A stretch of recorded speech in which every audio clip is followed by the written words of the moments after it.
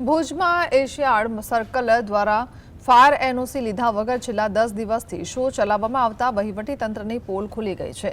ખાસ વાત એ છે કે 23 મેના રોજ યોજાયેલા સર્કસના ઉદ્ઘાટનમાં ભુજના ધારાસભ્ય કેશુભાઈ પટેલ અને પાલિકા પ્રમુખ શીતલ શાહ જેવા જવાબદાર હોદ્દેદારો પોતે હાજર રહ્યા હતા, છતાં તંત્રને એનઓસીની જાણ થઈ નથી તે મોટી બેદરકારી છે। મીડિયાના અહેવાલો બાદ જાગેલા ફાયર વિભાગે હવે માલિકને નોટિસ આપી બચાવવાનો પ્રયાસ કર્યો છે। રિજનલ ફાયર ઓફિસર સચિન પરમારે એનઓસી ન હોવાનું સ્વીકારી કડક કાર્યવાહીની ચીમકી ઉચ્ચારી છે, પરંતુ પ્રશ્ન એ થાય છે કે જો આ દરમિયાન કોઈ મોટી દુર્ઘટના સર્જાઈ હોત તો જવાબદાર કોણ ગણાત। સત્તાધીશોની આવી લાપરવાહી ભુજની સુરક્ષા સામે અનેક ગંભીર પ્રશ્નો ઊભા કરે છે।